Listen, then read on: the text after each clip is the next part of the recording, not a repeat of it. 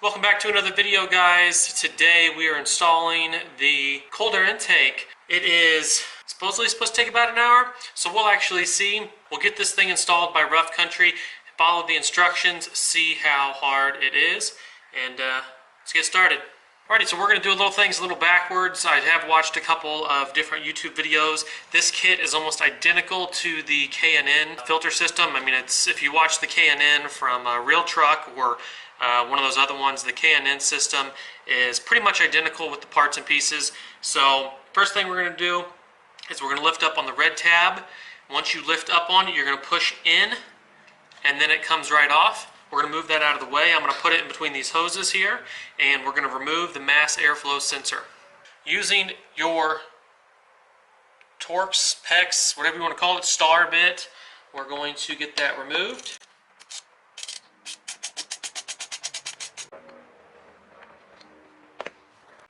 Next step, we're going to remove the cover for the air filter.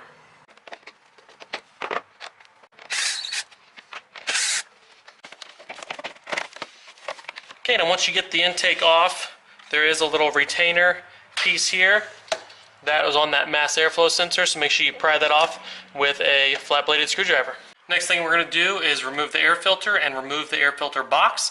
Once the box is out, there's going to be 3 little clips I'll show you that you can pry out, and we will take the support mounting plate off the bottom with an 8mm, I believe, and we'll get it all out.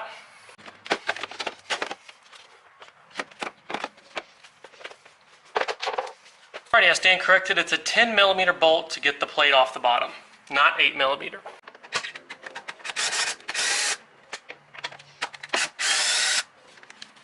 Next thing we're going to do is we're going to remove the vent tubes. They go from your valve covers to the back of this intake box. This little clip we're going to push down and pull it right off and just move it out of the way.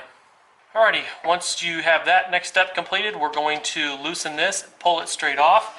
Your little clip is right down here, and I've already got mine loose, so we're going to take this off.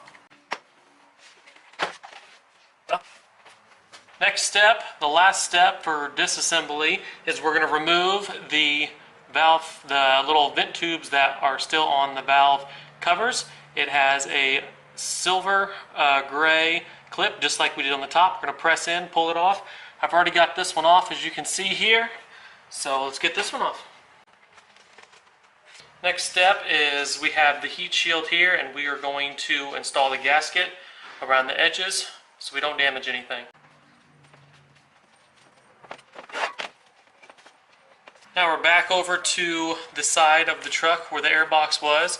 We are going to make sure the hole is facing in towards the engine, because the inlet's going to go in the back, filters on the inside, and we are going to use the 3 screws that we took out of the old airbox bracket on the bottom, put them back in. Okay, next we're going to install the air filter. One thing to note that's different from the K&N has the adapter that goes over top of the edge of the filter. This one actually goes inside, so we're going to keep this inside. We're going to tighten down the clamp right here, and then we're going to place this inside of the heat shield. The instructions say to use the Phillips head screw. There is no Phillips head screws with the kit. They use this hex head, more like a bolt, and these will go into here and hold the filter in place.